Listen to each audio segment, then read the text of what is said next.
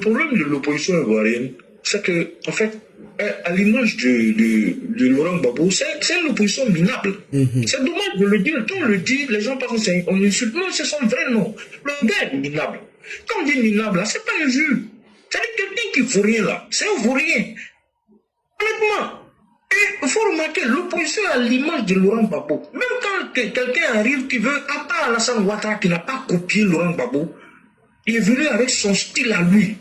Style sur TikTok, cet après-midi, juste avant que tu lances le direct, j'ai rejoint Mère Sali et à 200% sur le TikTok. J'étais en train de dire ça. C'est-à-dire que le monsieur là, le style politique d'Alassane Ouattara, il a fatigué tous les pouvoirs politiques qu'il a combattus. C'est-à-dire que son opposition était de qualité. Son opposition était spécifique. En fait, le monsieur là, c'est-à-dire que c'est un don de Dieu. Quand on le dit, ce n'est pas blasphémer, c'est pas non. C'est-à-dire que c'est une réalité. Parce que quand tu vois le monsieur tel qu'il évolue, même dans l'opposition, Alassane Ouattara déjà était un opposant à part. C'était un opposant particulier. C'était un opposant déjà qui avait des allures d'homme d'État. C'était un opposant qui avait déjà l'expérience étatique d'homme d'État. Il a été premier ministre sous Faure-Boigny. Et pendant 3 ans de sa gouvernance en tant que premier ministre, en réalité, c'est lui qui gérait la Côte d'Ivoire. Oufo était déjà malade et fatigué. Sur certains points, Faure-Boigny ne lui permettait pas de décider en toute liberté, je dirais, la défense, et puis le ministère de l'Intérieur et le ministère des Affaires étrangères. Ces ministres-là était contrôlé directement par Faure-Boigny. C'est pour ça que un gars comme l'ancien ministre de l'Intérieur qui est, comment on appelle le Yagouba là, Émile Constant Bombé, n'a jamais eu de respect pour Alassane Ouattara. Ça, je te le dis. C'est parce que c'est Oufo qui a maintenu Émile Constant Bombé pour service rendu. Quand Émile Constant Bombé était préfet de Korogo, préfet de région à Korogo, moi j'étais élève au lycée moderne de Korogo. Donc je connais Émile Constant Bombé. Je connais qu'un service où il a rendu au Faure-Boigny par rapport à la famille Gon. Ah oui, parce qu'Oufo avait peur de la famille Gon. Il avait peur de notamment l'ancien Gon Koulibaly. Il était une figure montante et qui avait renversé le papa de Amadou Gon Koulibaly comme député. L'ancien Gon Koulibaly était devenu député. Et donc, Oufo avait peur de cette nouvelle classe politique-là montante. Et il savait que Amadou Gon, l'ancien Gon Koulibaly était en connexion avec le FPI. Donc, par rapport à ça, Émile Constant Bombé a joué un grand rôle pour casser l'ancien Gon Koulibaly. Et Bala Keïta, ancien ministre de l'Éducation nationale, avait joué aussi un grand rôle dans ce sens-là, parce que Bala Keïta, sa mère, est de la région de Korogo. Donc, je suis en train de parler aux plus jeunes et aux gens comme moi qui connaissent l'histoire de la Côte d'Ivoire. Nous sommes des contemporains. Et c'est par rapport à ça que Émile Constant Bombé avait été maintenu comme ministre de l'Intérieur imposé à Alassane Ouattara. Alassane, il a accepté. De toute façon, lui, il gérait les ministères techniques. Voilà. Donc, il n'avait pas trop d'emprise sur Émile Constant Bombé. Mais vous savez que Alassane Ouattara a tenté de démissionner une première fois parce que il y a un militant, quelqu'un qui était des renseignements généraux de Faure-Boigny. J'ai oublié son nom, c'est un Nakan. Il allait insulter, il allait me parler très mal. Et en tout cas, il a eu des propos très déplacés à l'endroit du premier ministre de l'époque, à Korogo. Et Alassane Ouattara a voulu démissionner. Alors ça, ce sont des choses que les gens ont oubliées.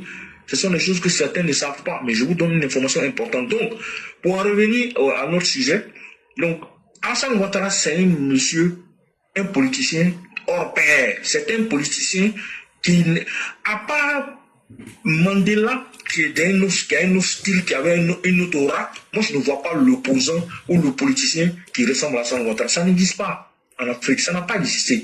Donc en tant qu'opposant, déjà c'était un opposant hors pair. C'était un opposant qui était déjà un os dans la gorge de plusieurs pouvoirs politiques, à commencer par Béki. Même Faure-Boigny lui-même, Alassane Ouattara a été pour lui un mal nécessaire. Il n'avait pas le choix. Il savait qu'il connaissait, il faut être profondément mystique. Hein. Ah oui, il faut que les gens sachent ça. Hein. Et il faut connaître l'homme. D'abord, il suivait Alassane Ouattara il y a très longtemps. Et je vais vous donner une information. Oufo Boigny, le père d'Alassane Ouattara a été financier à Dimokro du PDCI RDA. Ça, si quelqu'un te dit le contraire, il faut lui dire que moi j'ai dit, nous on connaît ce qui s'est passé. Et c'est que toi, éclaireur, tu es au courant de ça. Le papa d'Alassane Ouattara, là, Alassane Ouattara, son père était, je crois, gérant de CFCI ou quelque chose comme ça. Donc il avait un peu de moyens aussi. Il n'était pas un gars riche, mais à l'époque, quand même, il comptait parmi les gens qui avaient un peu de moyens. Donc, il a participé, il a aidé financièrement Oufo Boigny lors de certaines de ses activités politiques. Donc, Oufo Boigny connaissait déjà le père d'Alassane Ouattara et il connaissait aussi Alassane Ouattara. Il suit Alassane Ouattara depuis qu'il est étudiant à Pennsylvanie. Depuis qu'il est rentré au FMI, il suivait le monsieur de très loin. Il le suivait. C'est pour ça que quand il a eu besoin de lui là, il a tout fait pour l'amener. D'abord, Alassane a été amené à la BCAO comme conseiller spécial du gouverneur Fatiga. Mais ce n'est pas simplement, c'est à la demande du Oufo Boigny. Moi, je vous dis ça.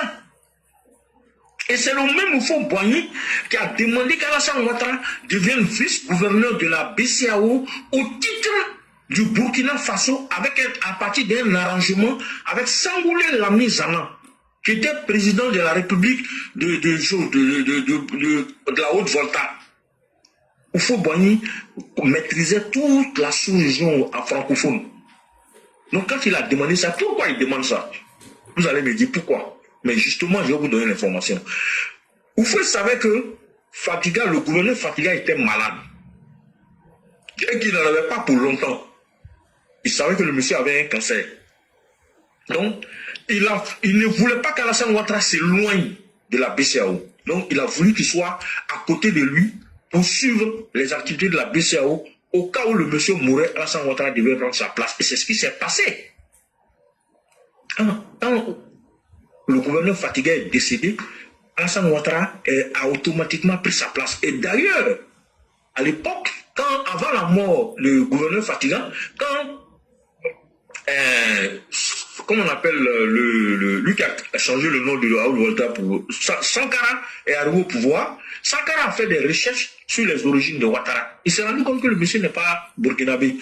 Il a dit non, il n'est pas question. Ça, c'est un accord politique entre Oufo Boigny et puis ça, c'est pas mon problème. Moi, lui, il a commencé à revendiquer le poste pour un vrai burkinabé. Et ça n'a pas duré longtemps. Je dirais, le cosmique, Dieu faisant bien les choses, quelque part, le gouverneur Fatiga a décédé. Donc Ouattara, le même qui était vice-président, hein, il est devenu automatiquement président gouverneur de la BCAO, il a pris la place de jour. Et pourquoi personne n'a crié gare? Pourquoi personne ne s'est plaint? C'est pas parce que simplement vous étiez puissant. Les gens savaient que Ouattara était en réalité un Ivoirien. La preuve, c'est que Ouattara n'a eu autre chose que le passeport diplomatique burkinabé. Il n'a pas eu un passeport diplomatique, on peut le donner à quel national qu'on veut. Pour une raison donnée. C'est-à-dire qu'aujourd'hui, on peut donner un passeport diplomatique américain à un Ivoirien, juste pour remplir, pour faire un travail. Et Gbagbo Laurent, Jonas Savimbi a toujours eu le passeport diplomatique ivoirien. Il n'a jamais été ivoirien. Il était angolais.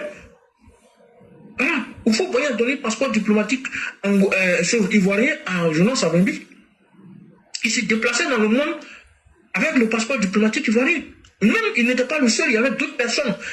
Le représentant de Jonas Savimbi qui était en Côte d'Ivoire s'appelait Marcos. L'un de ses représentants s'appelait Marcos. Et Marcos avait également un passeport diplomatique ivoirien.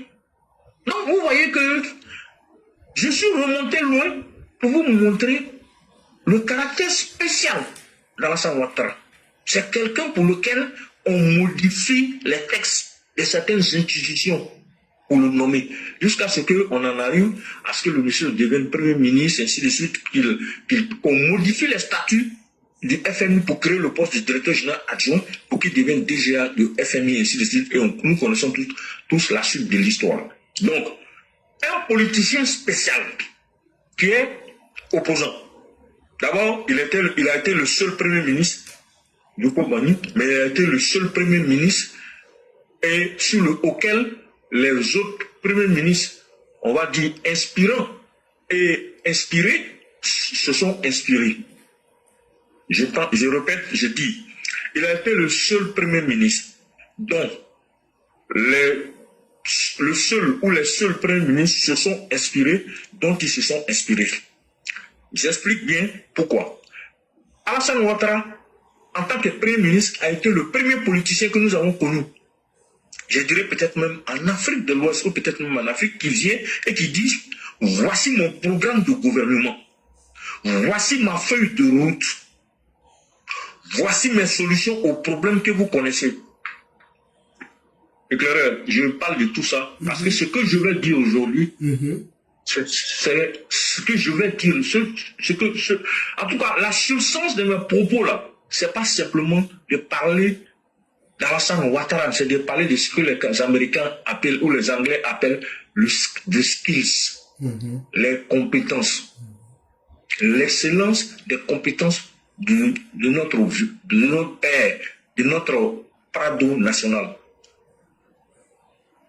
Alassane Ouattara, je dis c'est un politicien hors pair. Et je continue, c'est le premier à nous faire ce qu'on appelle un programme politique où il parle de solutions. Je fais la stabilisation et je fais la relance économique. Je le fais en tel nombre de temps et je fais la relance à partir de telle période. Donc, et c'est également lui qui nous a appris, qui nous a démontré qu'on doit rendre compte au peuple de façon séquentielle.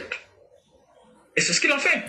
100 jours après, le monsieur a fait une conférence de presse. Après avoir été nommé Premier ministre, il a fait une conférence de presse pour faire le point sur la situation. Donc, il se sent redevable du peuple. Il vient rendre compte au peuple. On n'avait jamais vu ça. Comme le grand Fauboy ne rendait pas compte forcément aux Ivoiriens, non. Il parlait de temps en temps de certaines choses, mais ce n'était pas formalisé. Oh, Alassane Ouattara, il a formalisé ça politiquement. C'est pas n'importe quoi. Le monsieur là, c'est toute une école. Il incarne une école de vie. Il incarne une école politique. Il incarne une école économique. Il incarne une école sociale. Il incarne une école de comportement positif. Il incarne une école, je dirais, comment expliquer ça en bon français? C'est un étalon de mesure. Il sert de boussole à tous les niveaux, dans tous les domaines d'activité. C'est un humain. Sa politique, c'est de l'humanisme. Il vient de dire qu'il va donner 50 000 francs à plus de combien de familles? 200 000 familles ou quelque chose comme ça. Bon, ça paraît anodin. Mais ce n'est pas anodin, ça paraît anecdotique. Ce n'est pas anecdotique. Ça paraît rien du tout par rapport à la population ivoirienne. Mais non, non, attention. C'est pas simplement symbolique. Mais c'est un signal fort qu'il donne. Pour dire que celui qui peut te donner 1000 francs aujourd'hui, si quand il aura 10 000 ou 100 000, s'il a 10 000, il te donne 1000 francs. Je dirais 15 000, il te donne 1000 francs. Quand il aura 100 000, il peut te donner 10 000, il peut te donner même 20 000. C'est pour dire que si ça, quand économiquement parlant, parce qu'il ne faut pas oublier, il ne faut pas déséquilibrer les grands équilibres économiques budgétaires. C'est pour ça que pour l'instant, c'est que 50 000 francs qu'on donne et à juste à peu près le nombre, je ne me souviens plus, mais je pense que ça doit être 100 000 ou 200 000 personnes. C'est pour ne pas déséquilibrer les grands équilibres économiques, budgétaires et financiers. Mais c'est un signal fort qu'il donne. C'est pour dire que quand ça ira mieux, lui, le libéral à visage humain, est prêt à aider davantage la population sur le plan social, sur le plan économique, sur le plan financier.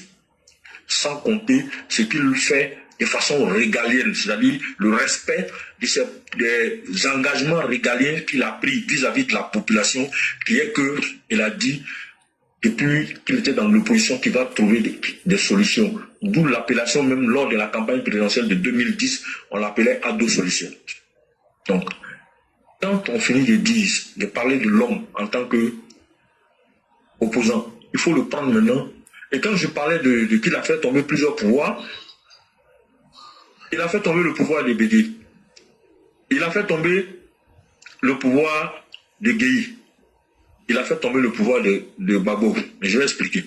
Le pouvoir de Bédié s'est fourvoyé en créant des faux principes, des fausses doctrines, parce qu'il a eu peur de Alassane Ouattara, il a créé l'ivoirité. Et c'est ça qu'il a emporté. Guy Robert, quand il a goûté au pouvoir, il a combattu qui en premier? Alassane Ouattara. Et dans son combat contre Alassane Ouattara, il s'est fourvoyé en allant s'allier au diable, qu'est Laurent Gbagbo. Et c'est ça qu'il a emporté. Et il a fini par être tué. La troisième personne qui va être victime de l'opposant Alassane Ouattara, pas parce qu'il vient t'attaquer de façon, on va dire, inélégante, non. C'est politiquement que tu deviens sa victime, parce que c'est stratégie, c'est tactique de combat, ces actions politiques sont telles que c'est imparable.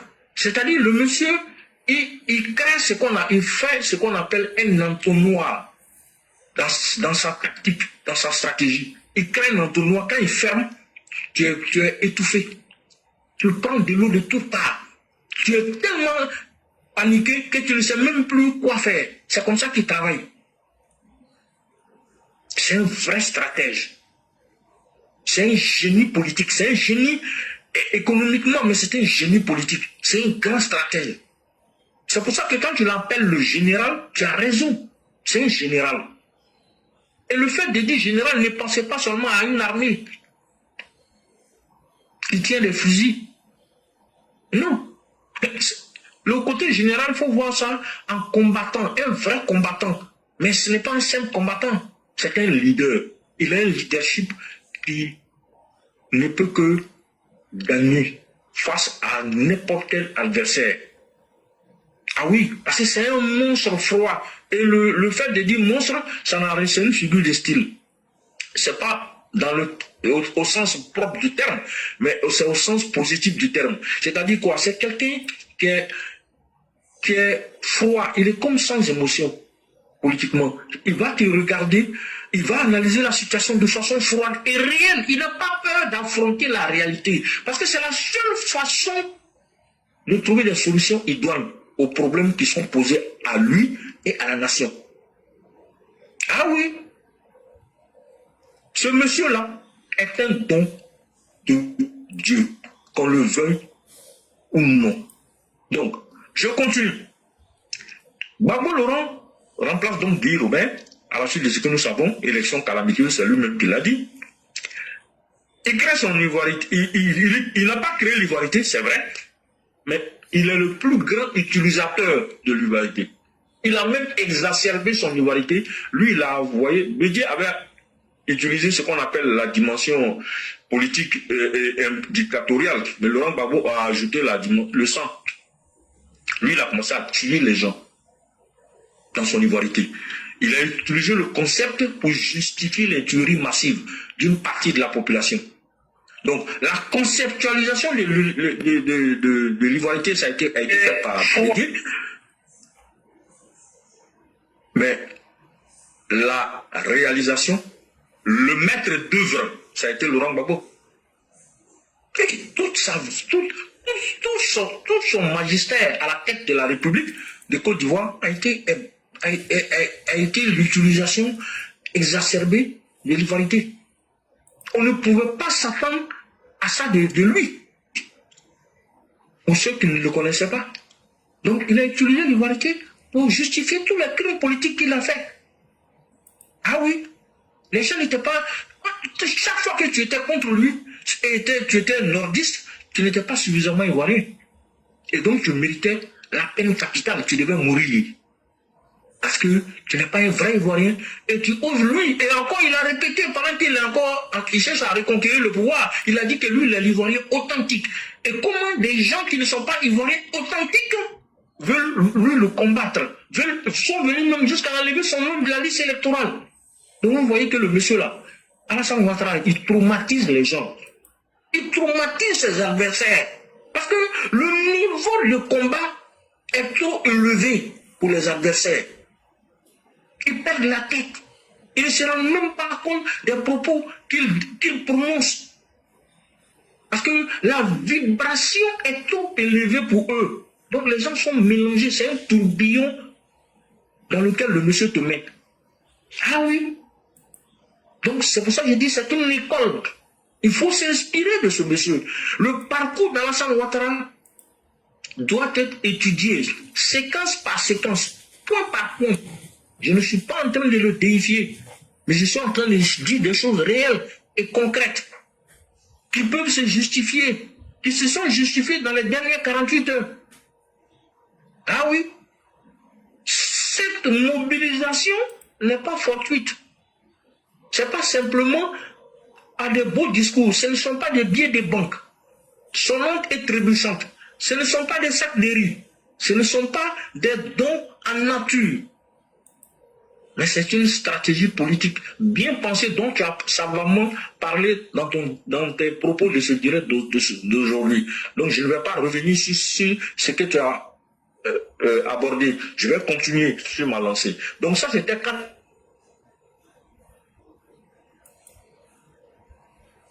et Laurent Gbagbo décide de ne pas céder le fauteuil.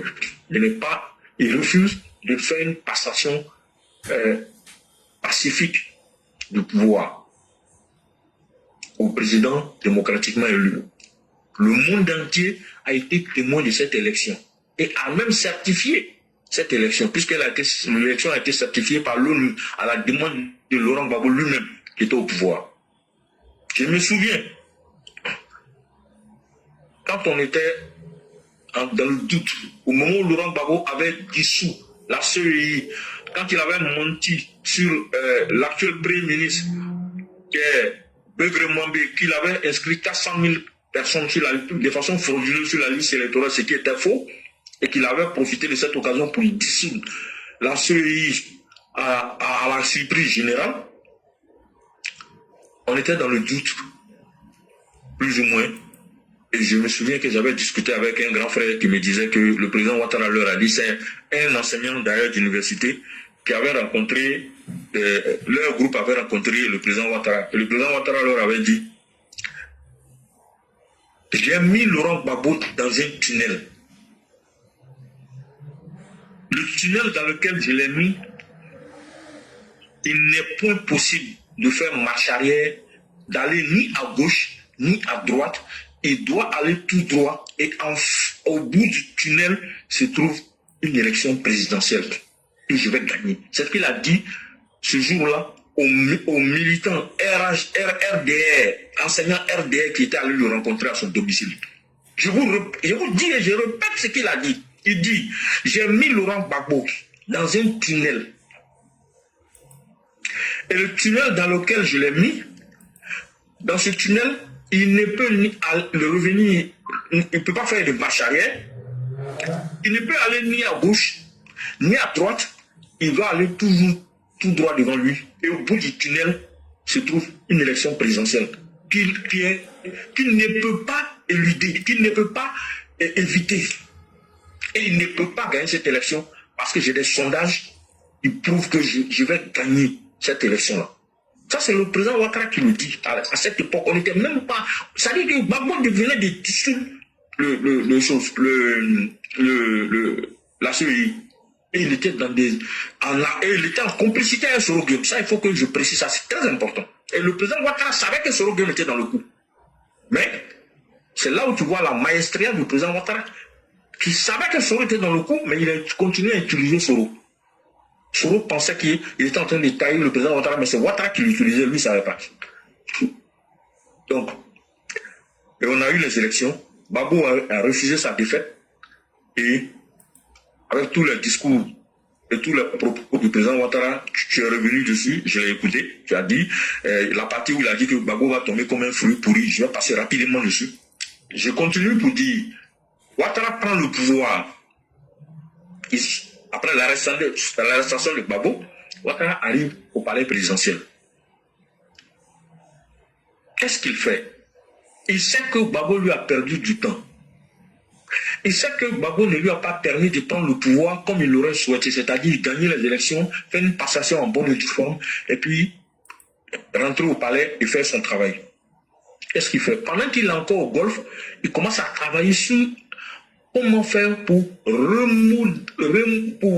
modifier et remodeler le programme gouvernemental. Il sort de son chapeau ce qu'il a appelé le PPU, Programme présidentiel d'urgence, qu'il fait chapeauter et réaliser comme maître d'œuvre Amadou Gon Coulibaly, qui est secrétaire général de la présidence, non pas par le premier ministre qui était Soro Guillaume, parce qu'il connaît Amadou Gon Coulibaly, il connaît ses compétences et il le maîtrise mieux, il sait que c'est un vrai fidèle. Attention, le président Ouattara, c'est un stratège, je vous l'ai dit depuis le début. Soro Guillaume est premier ministre, le PPU est logé à la présidence de la République, pas la primature. Et c'est réalisé en tant que maître d'œuvre par le secrétaire général à la présidence, qu'est Amadou Gon Coulibaly. C'est comme ça qu'Amadou Gon profite pour construire Korogo. Ah oui, c'est là que ça vient. Korogo a été goudronné quasiment à 100%. Amadou Gon a profité du PPU, et ce qui est normal, parce que c'est pas un bâtard, c'est un vrai fils digne dans tous les cas, Korogo c'est la Côte d'Ivoire. Donc il a profité, il a orienté une bonne partie du programme présidentiel d'urgence à Korogo. Et il a profité pour construire Korogo. Ça, c'est soit dit en passant. Et avec tout ce que nous avons connu, avec toutes les réalisations du président Ouattara, vous comprenez que aujourd'hui, là, l'opposition est complètement larguée. L'opposition est perdue. L'opposition ne sait plus à quel sens se vouer. Même le nouveau venu, le soi-disant petit-fils, ne sait pas à quel sens se vouer. Il ne sait pas quelle stratégie utiliser. Même ceux qui l'envoient ne savent pas quelle stratégie utiliser contre le président Ouattara. Parce que le niveau, le championnat dans lequel il joue là, ce n'est pas un petit championnat. Il utilise ce qu'on appelle à un moment donné, quand il sent que vous commencez à le comprendre, il utilise ce qu'on appelle la stratégie de l'océan bleu. Je vous ai déjà parlé de ça une fois. La stratégie de l'océan bleu, c'est quoi? L'océan rouge, c'est le secteur, c'est le point où il y a la concurrence exacerbée, où il y a les requins, les gros poissons mangent les petits poissons, ainsi de suite. Lui, il sort de cette mer rouge. Il crée son terrain de jeu. Il maîtrise, il crée ses règles à lui, et puis il fait ce qu'on appelle la stratégie de l'océan bleu. L'océan bleu, c'est ce qui est paisible. Lui, c'est lui qui maîtrise, il est le maître du jeu. Il a toujours été le maître du jeu. Il est trop fort dans ça. Comment faire pour retomber sur ses pieds? C'est c'est un génie. Il a un mindset que d'abord, il a un niveau intellectuel, un QI très élevé, mais il a un mindset incroyable à toute épreuve. C'est un vrai chef au sens le plus noble du terme. Il a du Machiavel en lui. Il sait faire preuve de magnanimité. Il sait faire preuve de la plus grande rigueur qu'on n'imagine pas dans la gestion. Mais il sait taper du poing sur la table quand il faut. Ah oui, il manipule ce qu'on appelle dans la Kabbale la miséricorde, la rigueur, le pilier de la miséricorde, le pilier de la rigueur et le pilier du milieu, le juste milieu, ni trop peu.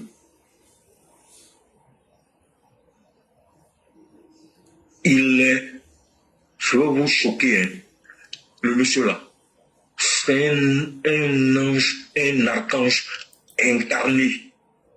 Que vous le compreniez ou pas, je m'explique. Il est connecté sur des sphères divines trop hautes. Donc il ne peut qu'agir comme il agit. C'est pas lui. Et c'est parce qu'il est méritant qu'il a ça. qu'il est connecté comme ça. De la même manière que Laurent Gbagbo est connecté au... Et Chaka Dian et puis l'autre là sont connectés aux sphères diaboliques que les plus hautes que vous n'imaginez pas. C'est comme ça. Quand l'éclaireur dit que c'est pas parce qu'ils sont... L'opposition est faible, hein. Ah non, hein. Ils sont... Si c'est pas Ouattara pour faire tomber... pour résister à ces opposants-là, c'est compliqué, hein. Ça, je vous dis, hein. Parce qu'ils ont... Les gens ont cette stratégie-là. Ils se demandent comment Ouattara fait pour jouer les coups qu'ils mettent en place. Mais non, c'est ce que je vous explique. Le gars est connecté à ce que vous... C'est pas le Dieu auquel vous pensez là. Je vous dis, hein, excusez-moi, j'ai dit, je vais vous choquer sur ce petit point-là. Donc, l'apothéose là, de ces dernières 48 heures là, ça a commencé à Stalingrad. Et l'apothéose, c'était les dernières 48 heures. Le parc d'exposition, le modernisme, la tête dans le modernisme, et le stade de Pimpé, la tête, les pieds au bas de la pyramide, le peuple. Et le chef, le général, est allé s'imprégner dans le peuple, vérifier si les troupes sont en ordre de bataille. Et c'est lui qui décide de son calendrier. C'est le maître du jeu. C'est pas, le peuple ne peut pas lui imposer. C'est lui qui doit imposer son calendrier au peuple en tant que leader, en tant que l'homme de vision. Donc, pour tenir tête à Alassane Ouattara, il faut te poser la question suivante. Tu apportes quelle solution concrète aux populations ivoiriennes? Sinon, tu ne peux pas tenir. Tu ne peux pas lui tenir tête. Tu peux partout sur les réseaux sociaux, comme ce que fait Chaka Dian. Tu peux organiser des meetings, faire des marches, comme Laurent Gbagbo adore. Inventer des slogans à la noix. Distribuer quelques t-shirts, des sachets bleus. Il y a les marches, on a vu ça. Les photos sont sur les réseaux sociaux dans la marche du PDCU.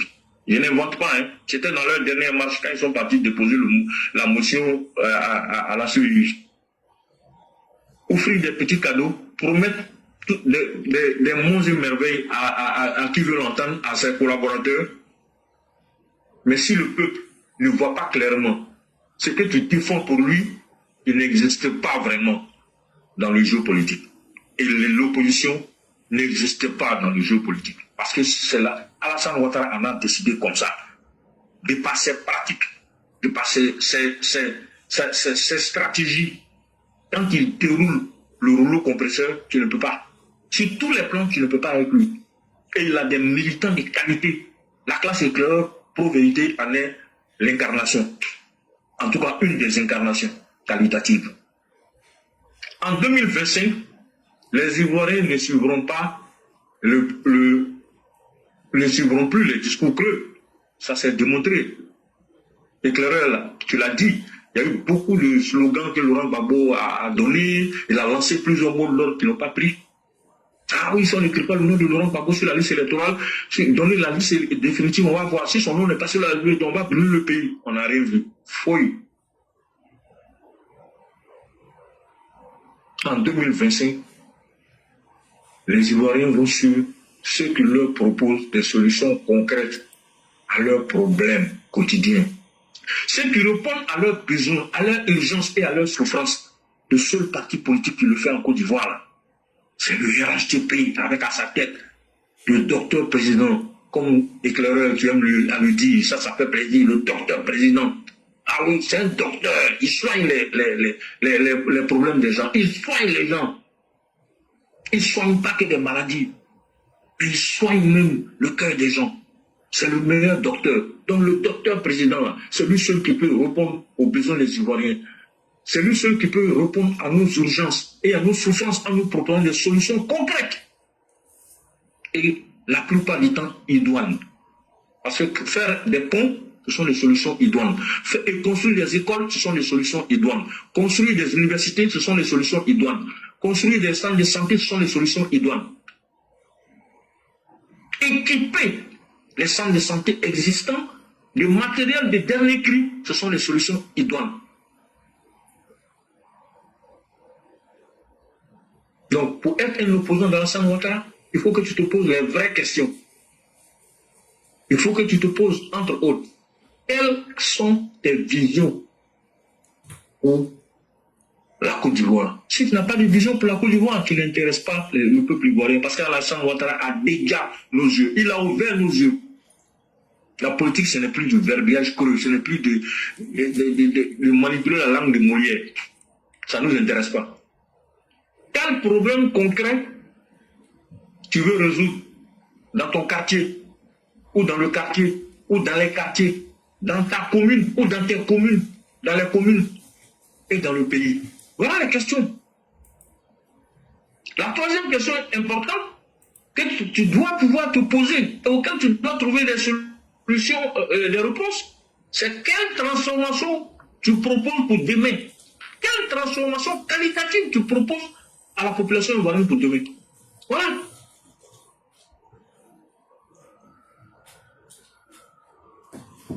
Donc, parce que tu n'es pas clair, parce que les opposants ne sont pas clairs, parce que les opposants n'arrivent pas à répondre à cette question fondamentale que je viens de poser, ils ne peuvent pas mobiliser. C'est pour ça qu'ils ne mobilisent plus. La violence là, la haine, aide-moi à détester Papa Ado, ça ne mobilise plus. Ah oui, oui. De temps en temps, dans ces envolées lyriques, certains opposants, quand ils ont un peu de lucidité, permettez-moi de citer, une fois n'est pas coutume, Will Way, un de leurs, c'est un grand symbole des Gors,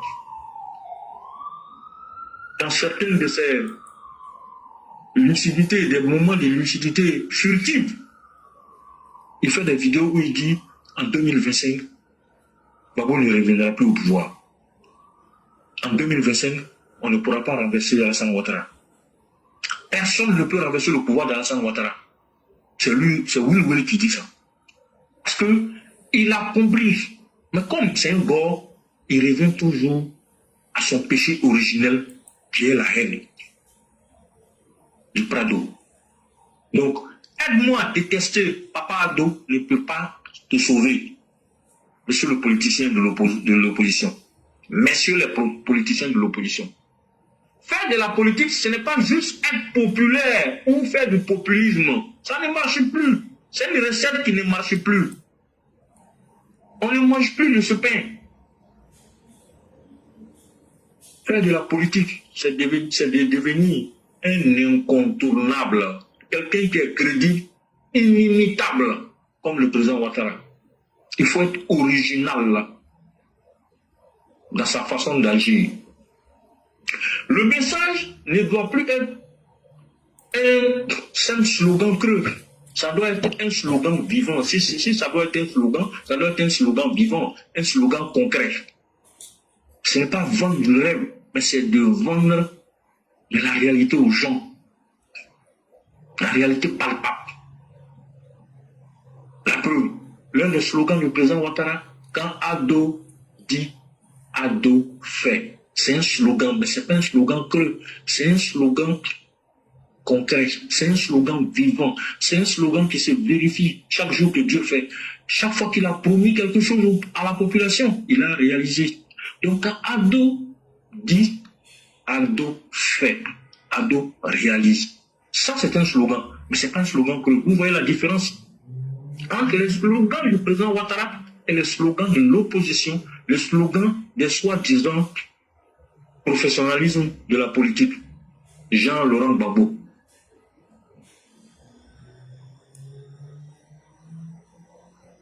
Un concept, parce qu'un slogan ne doit pas être un concept, mais ça doit être non seulement un concept clair, mais un concept qui colle à la tête des électeurs, à la tête de la population.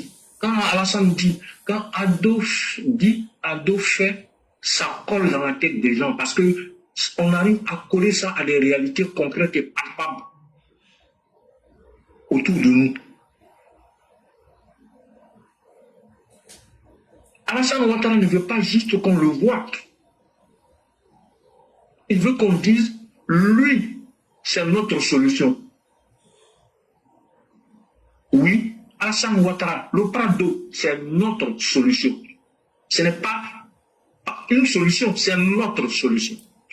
Je dis bien notre solution. Il n'a pas dit c'est la solution, ce sont les solutions. C'est la solution, mais c'est surtout notre solution. Donc, cher EPV, si toi, demain, tu veux faire la politique, tu veux que les gens te votent, tu veux que les gens pensent à toi, jette un regard rétrospectif et studieux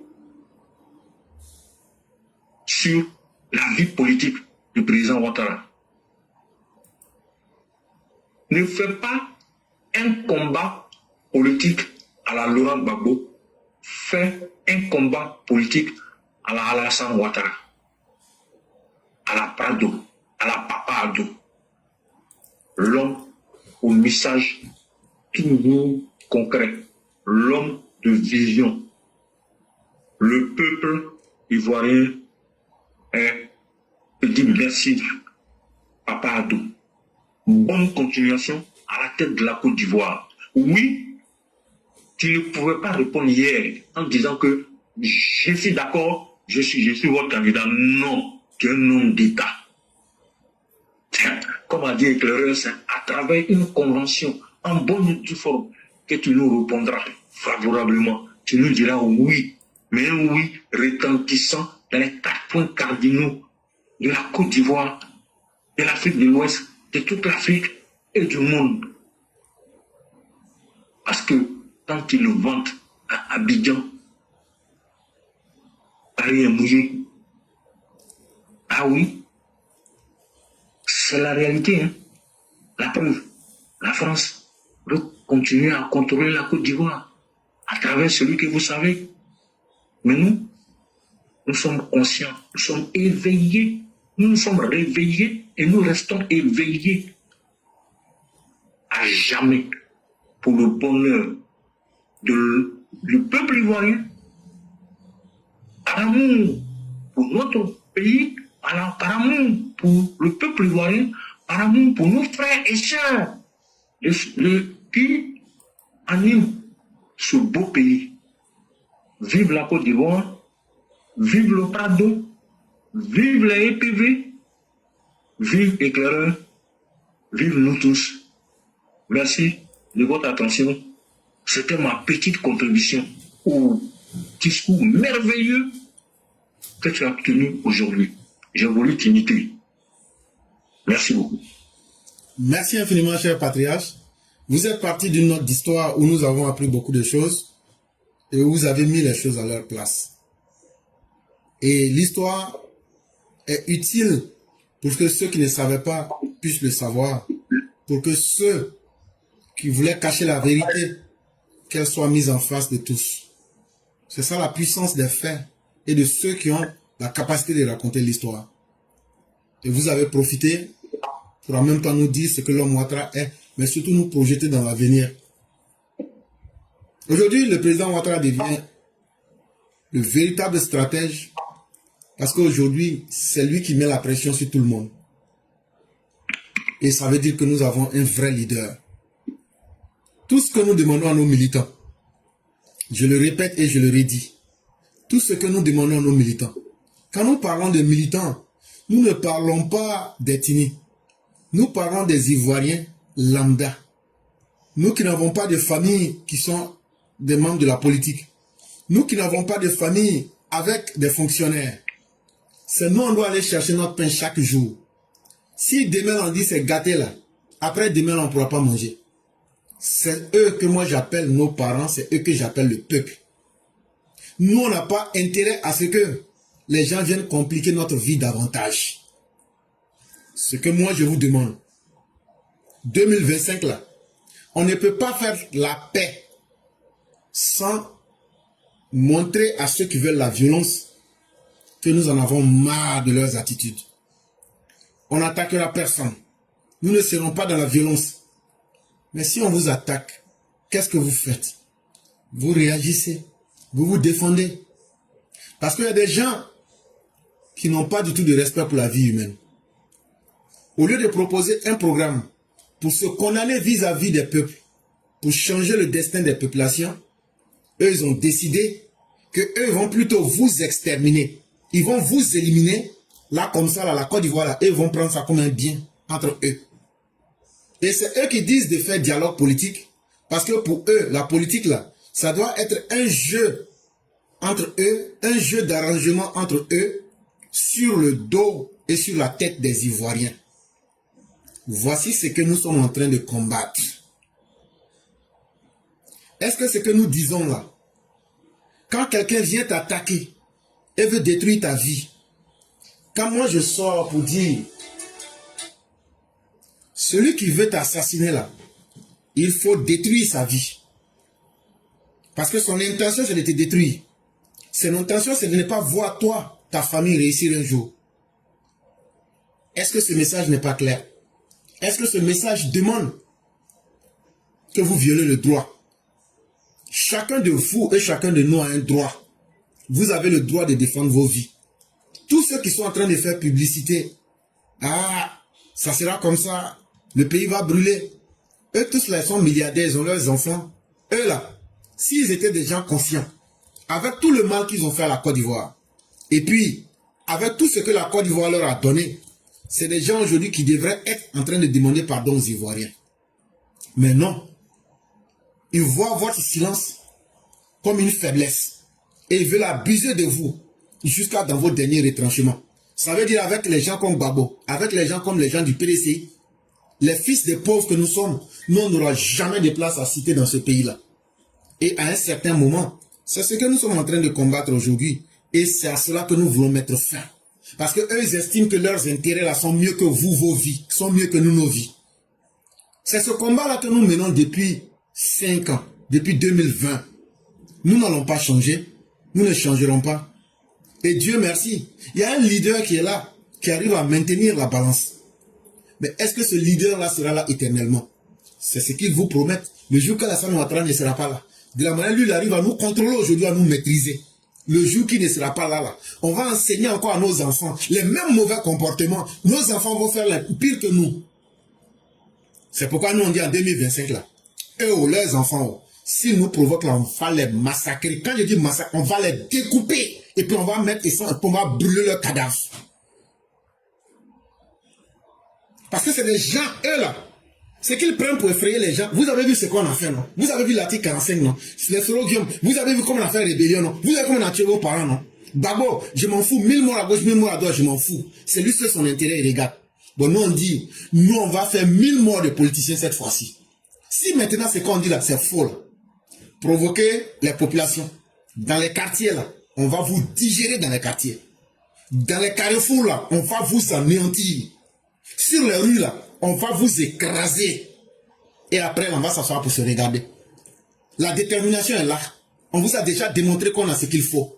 Nous avons les moyens de l'État. Nous avons le capital humain. Mais surtout, nous avons quelque chose que vous n'avez pas. Nous là, si on meurt dans ce combat-là, au moins on va dire ils sont morts parce qu'ils étaient en train de défendre leur vie. Mais vous vous battez pour la bêtise, pour faire la promotion d'individus finis, pour que la Côte d'Ivoire puisse sombrer. Ce temps-là, 2025, va être l'occasion qui va nous permettre de mettre fin à tout ça. Et nous sommes déterminés plus que vous ne puissiez l'imaginer. Mais ce qu'on dit là, c'est ce qu'on a dit dans nos bouches. Donc dans tous les quartiers, personne ne doit se dispenser pour dire non, la politique là, moi je ne fais pas. Si tu ne fais pas la politique là, ils vont aller t'assassiner un jour chez toi comme ce qu'ils ont fait au vieux Bamba en 2020 à Dabou. La politique là, la politique même aime. Ce que la politique aime bouffer leur vie là, c'est celui qui dit moi je n'ai rien à voir dedans. C'est toi, on fait rapidement de toi les statistiques pour gonfler le nom. Pour dire il y avait un mouton là, lui il dit non, lui il n'est même pas important pour savoir que sa vie est importante. Donc là lui on n'a qu'à le tuer et puis on passe à autre chose. C'est ce qu'ils ont fait au Libéria jusqu'à là ils ont une guerre civile. Et cette bande de mécréants là, c'est la même chose qu'ils veulent faire. Parce que toute terre où le droit à la vie n'est plus respecté, Dieu lui-même vous abandonne. Mais Dieu ne vous a pas encore abandonné. Et Dieu ne nous a pas encore abandonné parce qu'il y a des gens qui vous ont dit la vérité pendant 5 ans. Il y a un président qui a fait la promotion de la vertu, du droit, de l'honneur, de la dignité pendant 14 ans. Mais ça ne leur a pas servi de leçon. Donc, on a même fait des faveurs à ces criminels-là qu'on n'a jamais fait même aux victimes. Mais ils n'ont jamais compris. Donc, ce qui va le corriger cette fois-ci-là. Laurent Gbagbo, tu lances un appel, on va t'abattre comme un chien. Simone Evé, tu lances un appel, on va t'abattre comme une chienne. Chaka Dian, vous lancez quelque chose pour menacer la vie des Ivoiriens, on va te massacrer toi et tes militants. Ceux qui ont peur de vous dire cette vérité-là, c'est que c'est leur indignité. Mais vos vies là ne valent pas mieux que la vie de chacun des Ivoiriens. Et par rapport au mal que vous avez fait aux Ivoiriens, nous on dit trop c'est trop. Et tous les Ivoiriens qui tiennent à leur vie, et tous les Ivoiriens qui sont conscients d'eux-mêmes, on ne vous demande pas de faire le combat du RHDP, on demande de faire le combat de protéger vos vies et la vie de vos familles. Et ça, ce n'est pas trop vous demander. Et c'est ce combat-là que nous allons mener. Et le jour que les opposants vont, ne serait-ce que montrer que c'est la même violence qu'ils veulent imposer aux Ivoiriens, on va leur montrer que les Ivoiriens ont changé de registre et que nous sommes en train de voir dans l'avenir avec une nouvelle vision. Et chers pères, vraiment, merci encore. Merci infiniment à vous. Moi, je vais m'arrêter là. On va vous laisser la conclusion. Et dire merci à tous ceux qui nous ont suivis. Aujourd'hui, c'était le 23 juin 2025. Demain sera un autre jour. Que Dieu donne la force, le courage, la dignité au président Ouattara et ainsi qu'à tous ses collaborateurs sérieux de maintenir la Côte d'Ivoire dans le bon sens. Que Dieu protège chacun des Ivoiriens qui a une bonne intention, qui veut vivre en paix et gagner son quotidien sans faire du mal à l'autre. Que Dieu permette à chacun de ces Ivoiriens-là de s'en sortir dignement. Vous voyez ici que nous on ne parle pas de religion, on ne parle pas d'ethnie. On vous parle seulement d'une chose, la vie et la dignité. Il faut respecter l'autre. L'autre sera obligé de respecter et puis laisse les choses se faire. Donc nous, nos ennemis la sont connus. Nos ennemis, c'est ceux qui veulent détruire les vies. Et c'est ceux qui ne veulent pas respecter les autres. Comment on peut bâtir une politique en voulant déshumaniser tout un peuple? Comment on peut bâtir une politique en ayant pour projet de société de faire un génocide? Mais à un moment, il faut que ça s'arrête. C'est pourquoi Dieu a suscité des gens comme nous. Nous ne sommes pas les plus forts, mais il met à travers nous des paroles fortes, des paroles dures pour vous dire qu'il faut vous réveiller. Pour vous dire qu'il ne faut plus accepter ce que vos pères ont subi, ce que vos mères ont subi. Non, à un moment, il faut pouvoir arrêter. Et c'est ce que nous avons fait. Et c'est ce que nous allons continuer avec les conséquences. À partir du moment où tu es engagé, les conséquences ne doivent pas te faire peur. Surtout que nous sommes dans une cause où ce que nous disons, tous ceux qui veulent ouvrir leur esprit comprennent notre message. C'est un message qui est clair. C'est un message qui ne demande pas qu'un peuple soit supérieur à l'autre. C'est un message qui ne demande pas qu'une religion soit meilleure que l'autre. On a vu Gbagbo manipuler les religions ici. On a vu Laurent Gbagbo manipuler les chefs de village. Quand le représentant de l'ONU est venu, les représentants des chefs de village disent que Laurent Gbagbo a envoyé des gens pour leur mentir. Mais quand eux sont venus leur expliquer, ils voient que c'est totalement différent. Bon, ces mensonges-là, c'est pour servir à quoi? Quand il était au pouvoir, c'est ce qu'il faisait. Il envoie des délégations pour mentir à une partie des populations contre les autres, toujours palabre entre autochtones et allochtones, palabre entre étrangers et ivoiriens. Même si on dit que nous, on est pauvres, même si on dit que nous, on est la population, même si on dit qu'on n'a pas de parents fonctionnaires, même si on dit qu'on n'a pas de parents fonctionnaires, cela ne donne pas droit aux politiciens de s'amuser dans nos vies, de s'amuser avec nos vies et de s'amuser avec nous aussi, on doit avoir un destin. En 2025, là, nous, on va profiter pour mettre fin à tout ça. 2025, là, apprêtez-vous.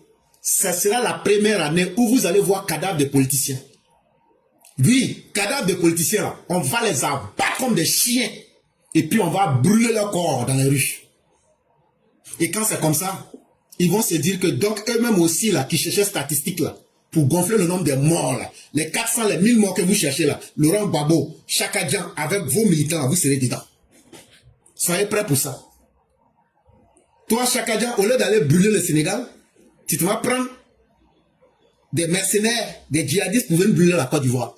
Et c'est ça que vous, les Ivoiriens, vous devez comprendre. Que ces fils d'étrangers, là, à qui la Côte d'Ivoire a tout donné, là, quand tu donnes plus de droits aux fils de l'étranger dans ta maison, un jour, là, il va chercher à coucher avec ta femme. C'est ce qui est en train d'arriver à vous, les Ivoiriens, là. Vous êtes en train de vous battre entre vous. Et maintenant, elle a quand, et moi, je suis Didao, et qui est mieux que qui? C'est dans ça, là. C'est dans ça, là. Les étrangers, là, ils vont vous avoir. Et ça ne va pas se passer derrière vous. À travers le problème de Chaka Dian, c'est un test pour tous les étrangers. Dans la tête des étrangers, ils disent la Côte d'Ivoire, c'est comme viande d'éléphant. Quand tu es présent là, tu coupes ce que tu veux, tu t'en vas. Et si on ne met pas fin à tout ça, vous allez voir, si c'est dans les autres pays là, vos enfants vont aller chercher à faire l'aventure là. Vous allez voir que c'est vos enfants qui vont aller faire l'aventure au Sénégal et au Niger. Alors que la vraie Côte d'Ivoire est une terre d'hospitalité. C'est eux qui devraient venir. Mais ça sera la lâcheté de vous et de nous. Vous pensez que nous qui tenons ces messages-là, c'est parce qu'on est trop courageux? Non! Mais c'est parce qu'on est en train d'éveiller vos consciences. On est en train d'ouvrir vos yeux. Et on est en train de vous dire, chacun peut mener ce combat-là. Non, comme moi, je suis une vieille femme de 60 ans là. Ok.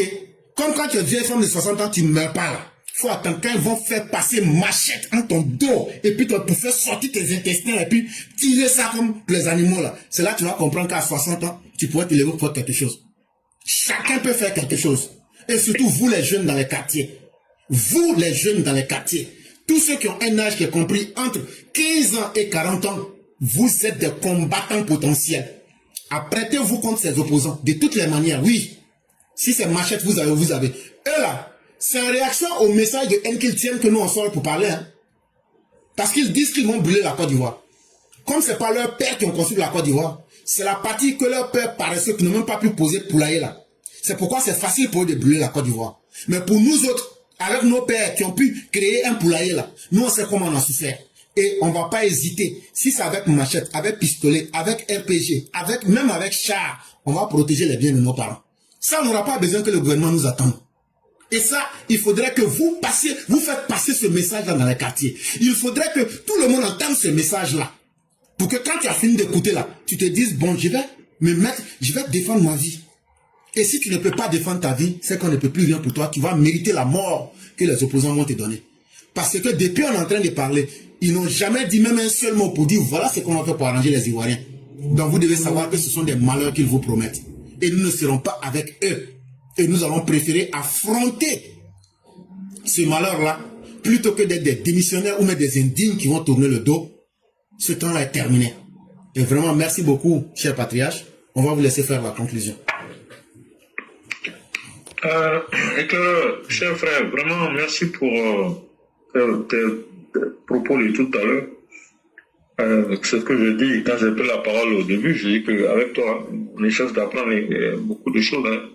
Et effectivement, vous savez, je voudrais d'abord, à la suite de ce que tu as dit, hein, dire qu'il faut que nos militants et nos parents, tous les EPV fassent preuve de beaucoup de sérénité. Vous savez, c'est une chance. Je viens de faire une démonstration pour dire que c'est pas facile d'être. Ça n'a pas été facile pour les différents pouvoirs d'avoir eu le Prado comme opposant. Mais c'est pas facile pour l'opposition d'avoir Alassane Ouattara comme président, comme parti, comme homme du pouvoir. Donc, c'est une chance pour nous d'être des partisans du président Ouattara. Imaginez le gourmet que les gens ont eu hier. Et que le gourmet qu'ils ont jusqu'à aujourd'hui, ça va continuer pendant longtemps. Ça va leur faire très mal. Nous, on est du bon côté. Et c'est nous, on panique.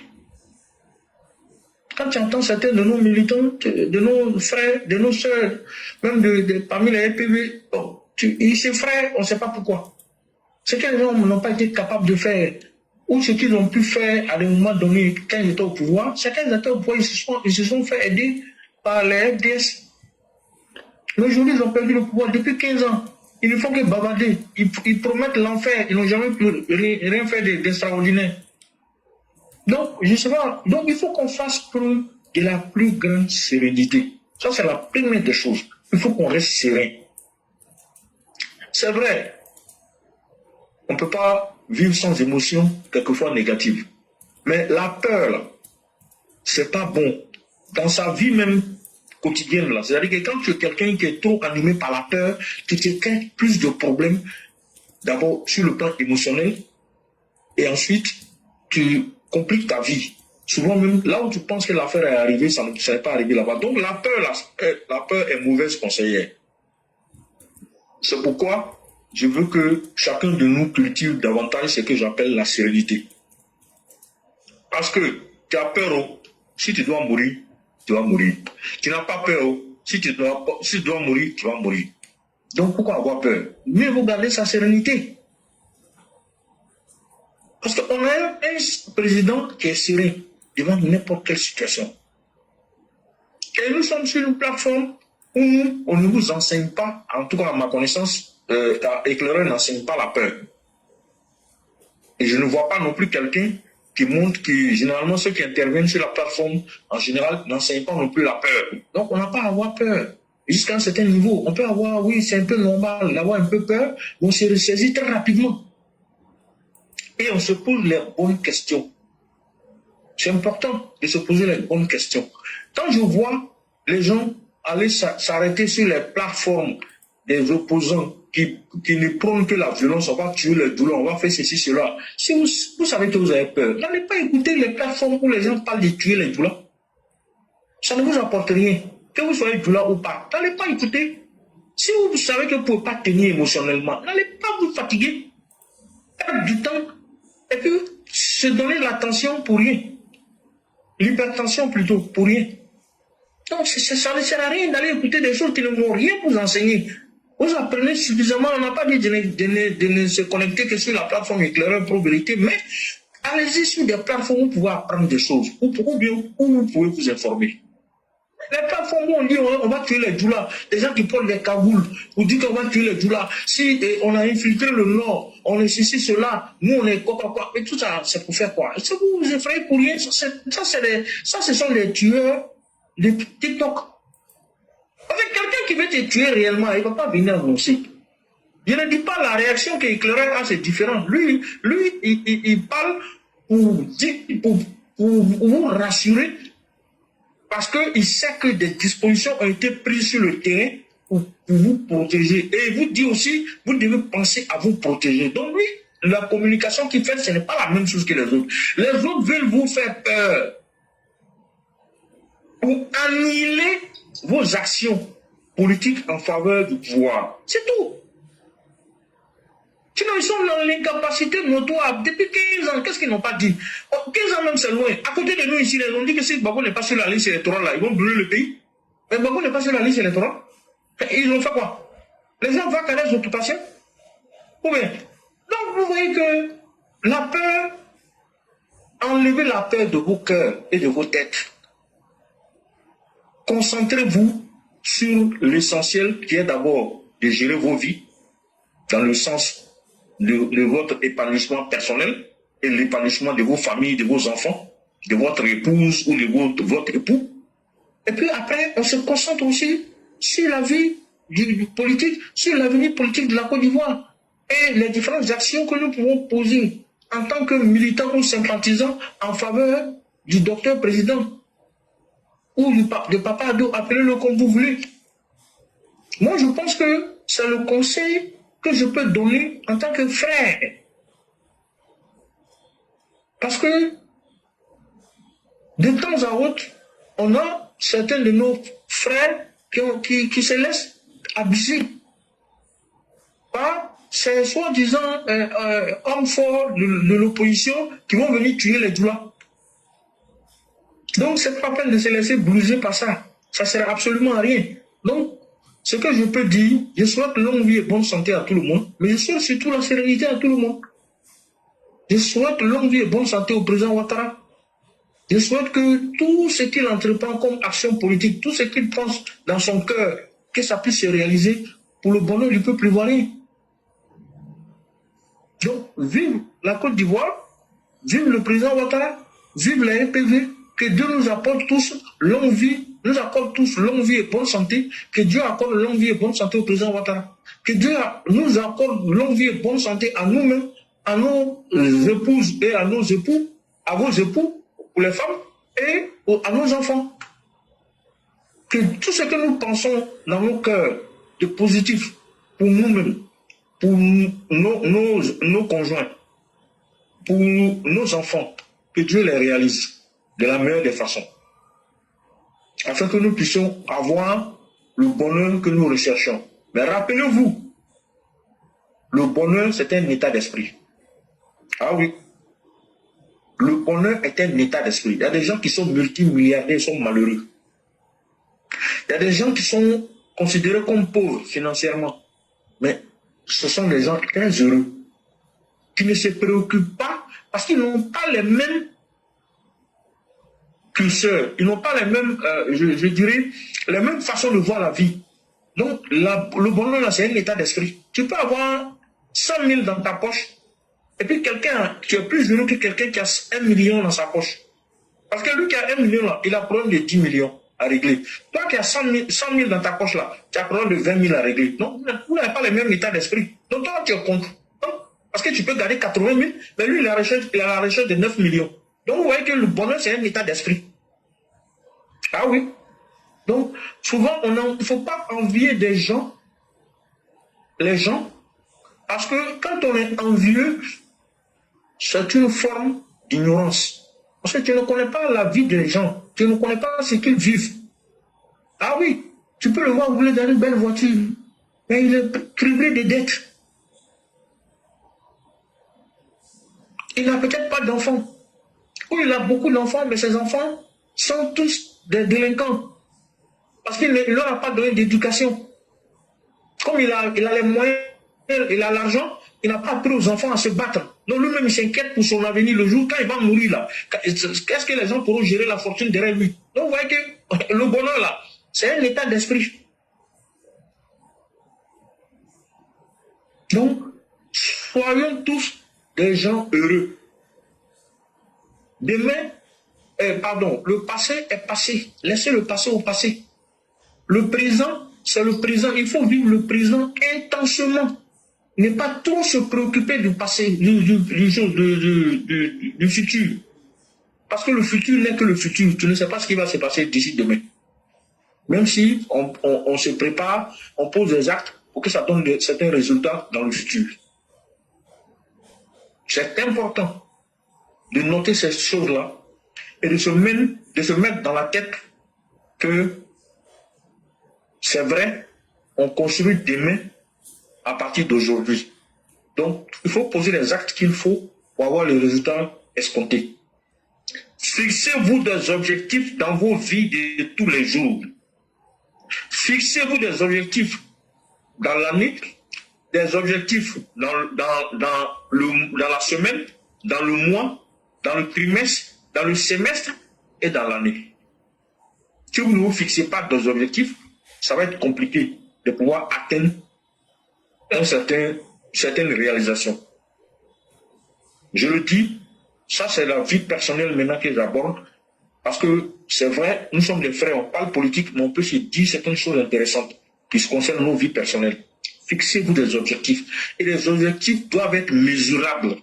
C'est-à-dire que tu ne faut pas te fixer un objectif du genre, je veux acheter une belle voiture. Ça, ce n'est pas un objectif.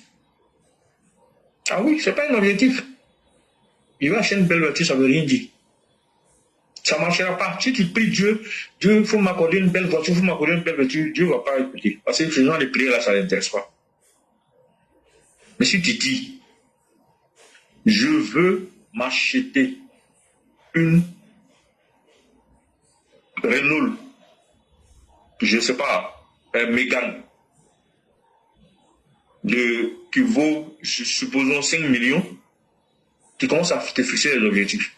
Parce que tu as déjà dit plus ou moins la marque. Donc, à peu près, même si ce n'est pas Renault Mégane, ça peut être une Toyota, et ainsi de suite. Mais quelque chose, déjà, tu as fixé un prix. C'est-à-dire que tu as un budget 5 millions.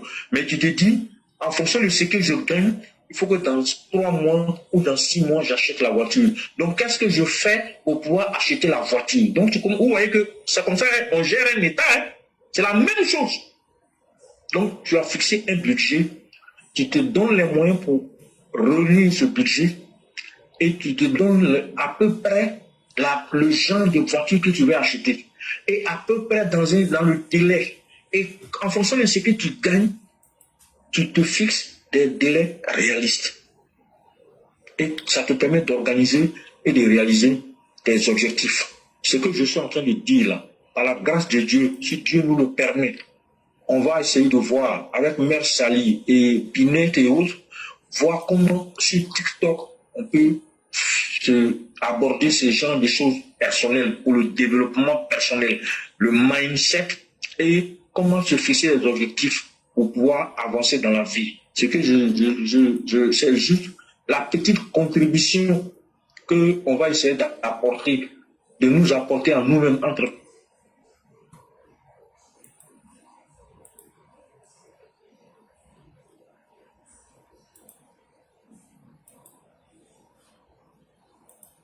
frères. Donc, je reste fier de la plateforme Éclaireur Pro Vérité. Donc, ceci dit, bonne soirée à tout le monde. Que Dieu continue de nous éclairer. Que Dieu continue d'éclairer le président Ouattara. Dieu continue de l'inspirer. Que Dieu lui accorde toujours la bonne santé. Que Dieu nous accorde à tous la bonne santé. Que Dieu nous donne longue vie à nous tous. Qu'il nous permette de réaliser tout ce qui est dans nos cœurs de la façon la plus méritante possible et la plus éclairée possible, la plus lumineuse possible. Débarrassez-vous de toutes les pensées limitantes. Débarrassez-vous de vos peurs. Débarrassez-vous de vos pensées négatives. Oui, avant de dormir tous les soirs, affirmez, je me libère de mes pensées limitantes. Je me libère de mes pensées limitantes. Je me libère de mes peurs. Je me libère de mes pensées négatives. Ces trois phrases-là, il faut les dire, répéter régulièrement. Et puis si Dieu vous fait grâce que vous arrivez à vous endormir, votre subconscient va enregistrer au bout de 7 jours. Si vous ne constatez pas des changements, au bout de 21 jours, vous allez peut-être constater les changements. Si vous avez moins de chance, au bout de 3 mois, vous devez commencer à constater des changements dans vos comportements. Vous allez voir que devant certaines situations, vous avez moins peur. Alors qu'avant, vous aviez très peur devant ce genre de situations. Je veux parler par exemple du manque d'argent. Quand vous allez manquer de l'argent, vous n'allez plus paniquer. Vous allez garder votre lucidité et vous allez chercher des solutions concrètes pour pouvoir régler le problème. S'il n'y a pas de solution, vous allez vous dire, bon, advienne que pourra. Souvent, les musulmans et les chrétiens disent que ta volonté soit faite et non la mienne. Que la volonté de Dieu soit faite et non la mienne. Donc, vous pouvez vous consoler avec ça. Éclaireur, bonne soirée à tout le monde. Merci beaucoup, chers frères, pour la disponibilité, ta disponibilité et la disponibilité de la plateforme. Merci beaucoup, frère. Merci aux EPB. Merci à tous. Excellente nuit à vous. Excellente nuit à chacun et à chacune. Et demain sera un autre jour. Inch'Allah.